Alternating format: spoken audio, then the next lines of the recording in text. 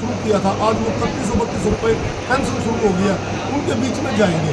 बीच में जाने पे उनको ये कहेंगे कि आज आपके देवीलाल जी का जन्मतिथि है, आप उसमें बढ़ चढ़ कर भाग लो और उनके बीच में जाकर उनसे अपील करें।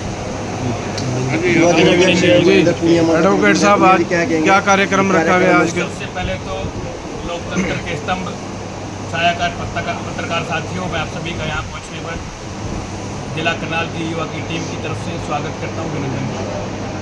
स्वर्गीय चौधरी ओम प्रकाश जी चौटाला के स्वर्गवास के बाद पार्टी का पुणे से गठन किया गया, नवनियुक्त पदाधिकारी चुने गए। पार्टी ने राष्ट्र के अध्यक्ष चौधरी अभय सिंह जी चौटाला को चुना, उसके बाद प्रदेश के अध्यक्ष चौधरी रामपाल जी माजरा को चुना गया। इसी कड़ी में आगे बढ़ते हुए जिला स्तर के पदाधिकारी बनाए गए। पार्टी के 17 सेल हैं, 17 के 17 सेलों के संयोजक, उनकी सारी नीचे टीम वो सारी बनाई गई। उसी कड़ी में आगे चलते हुए जिला करनाल का मुझे युवा का पार्टी द्वारा जो सम्मान दिया गया है, दूसरी बार मैं पार्टी के राष्ट्रीय अध्यक्ष चौधरी अभय सिंह जी चौटाला का, प्रदेश अध्यक्ष रामपाल जी माजरा का, युवा के मेरे भाई राष्ट्रीय अध्यक्ष करण चौटाला जी का, ISO के अध्यक्ष छात्र विंग के विधायक अर्जुन चौटाला जी का, साथ ही अरविंद गोस्वामी जी का और जिला करनाल की तमाम कार्यकारिणी का स्वागत करता हूं, धन्यवाद देता हूं, अभिनंदन करता हूं। जो स्वर्गीय चौधरी देवीलाल जी की नीतियों को, हरियाणा प्रदेश के 5 बार मुख्यमंत्री रहे चौधरी ओम प्रकाश जी चौटाला की नीतियों को आगे बढ़ाने का जो मुझे मौका मिल रहा है, उसके लिए मैं अपने आप को बहुत ही सम्मानित और गर्व से भरा हुआ महसूस कर रहा हूँ। जिला करनाल के 5 हलकों के युवा के हल्का अध्यक्ष नियुक्त किए गए हैं आज पार्टी की तरफ से। वहीं जिला करनाल की तमाम बॉडी जो युवा की है, वो चाहे वो वरिष्ठ उपाध्यक्ष हैं, महासचिव हैं, सचिव हैं, कार्यालय सचिव हैं, उन सब की आज नियुक्ति कर दी गई है।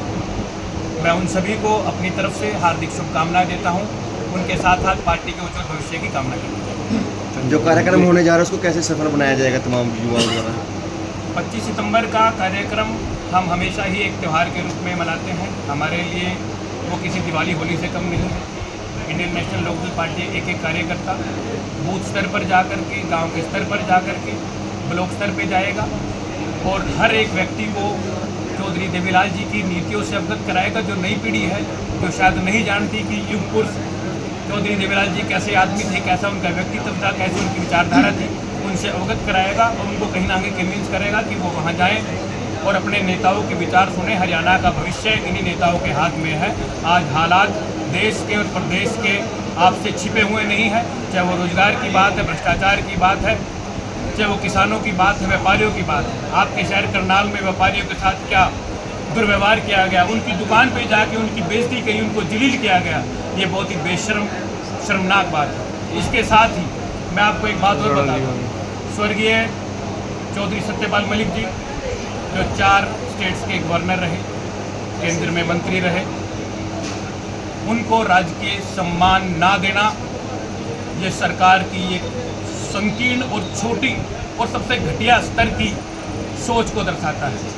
वहीं दूसरी तरफ एक अभिनेत्री जो विदेश में बाथटब में ड्रग्स की ओवरडोज से अपने आप को मार लेती है, उसको देश में लाया जाता है सम्मान से, उसको राजकीय सम्मान दिया जाता है। मैं उसके खिलाफ नहीं हूँ, उसको राजकीय सम्मान दिया जाए, लेकिन सत्यपाल मलिक जी जिन्होंने सदैव ही गरीब मजदूर कमेरे वर्ग की आवाज़ उठाई है, उनको मान सम्मान ना देना ये सरकार को बहुत भारी पड़ने वाला है।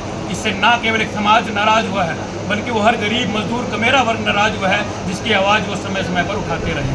वहीं जगदीप धनखड़ जी का इस्तीफा सही मायने में लोकतंत्र की हत्या है।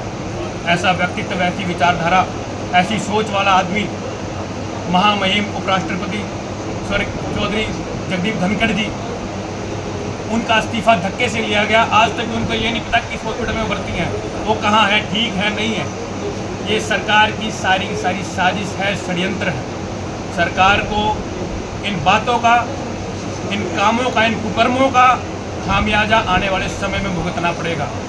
देश का, चाहे वो युवा है, नौजवान है, किसान है, वो सब चौधरी जगदीप सिंह धनखड़ जी के साथ खड़े हैं, उनके मान सम्मान में खड़े हैं।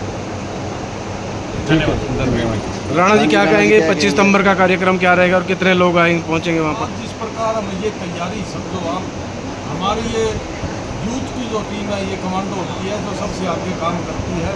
बैनर पोस्टर का, रैली की तैयारियों का, ये चौधरी देवलाल की नीतियों आगे बढ़ाने का, चौधरी ओम प्रकाश चौटाला जी की बातें बताने के लिए आज हमने अपनी यूथ की टीम गठित करी है, जिसे हमें मनिंदर पुनिया जी को यहाँ जिले की कमांड सौंपी है। इनके फादर साहब ने भी पीछे 50 साल से पार्टी के अंदर ही हैं और अब आज इन्होंने कुछ नई भर्तियाँ जो इसके अंदर की हैं वो बहुत सम्मान योग है। 5 हल्कों के प्रधान बनाए गए हैं और वो प्रधान आके कमांड करेंगे आने वाली 25 सितंबर को। आज तो हमने आज भी ये आगाह किया है कि आने वाली 25 सितंबर को पर्व के रूप में जो चौधरी देवीलाल का हम जन्मदिन मनाते हैं और उसे हमने निर्णय लिया था स्टेट कार्यकारिणी की मीटिंग में कि वो रोहतक में मनाया जाएगा और हमारा नज़दीक होने के नाते हमारा बहुत ज़्यादा फर्ज पड़ जाता है। हम पहले से भी ज़्यादा जिस प्रकार से 2016 में यहाँ 32 सेक्टर में रैली बनाई थी उससे भी बड़ी हम अपने रिकॉर्ड अपने आप ध्वस्त करते हैं। हमारे जितनी रैली ना तो कांग्रेस कर सकती है और ना आज की मौजूदा सरकार है ना वो बीजेपी कर सकती है। हम लोगों के मन में यही बात करेंगे जिस प्रकार से अब ट्रंप साहब आप देखो देश के लिए किस प्रकार से भाषणबाजी कर रहे हैं, मैंने लड़ाई बंद करवाई, ये कराई वो कराई, लेकिन उसके बारे में हमारी तरफ से कोई जवाब नहीं आता कि इनका बीच में कोई मतलब नहीं है। इनका मौन रहना उनको कुछ ना कुछ बात को तो दर्शाता ही है। आने वाले टाइम में देखो प्रदेश में और देश में दोनों सरकार बदले तब इस हिंदुस्तान का भला होगा। हरियाणा प्रदेश का तभी भला होगा जब भाई अभय सिंह चौटाला इस प्रदेश के मुख्यमंत्री होंगे और वही कार्य होंगे जिस प्रकार किसान के, मजदूर के और सरकार आपके द्वारा कार्यक्रम होते थे उसी प्रकार से पेंशनें बढ़ेंगी। जो ये 100 रुपये माहवार पेंशन बनाई थी बीजेपी भी और कांग्रेस भी कहा करती कि 100 रुपये माहवार पेंशन बन ही नहीं सकती, वो पेंशन आज 3200 रुपये भाई अभय सिंह चौटाला जी की बदौलत बनी है जो विधानसभा में आवाज़ उठाते हैं। हमारी सरकार होती तो ये पेंशन 10,000 रुपये आज तक बढ़ जाती। आने वाले टाइम में जब आएगा तब गरीब की, मजदूर की हम आवाज़ सुनेंगे और उनके कार्य करेंगे। सितंबर को एक बड़ी रैली रोहतक में इसी को लेकर के आज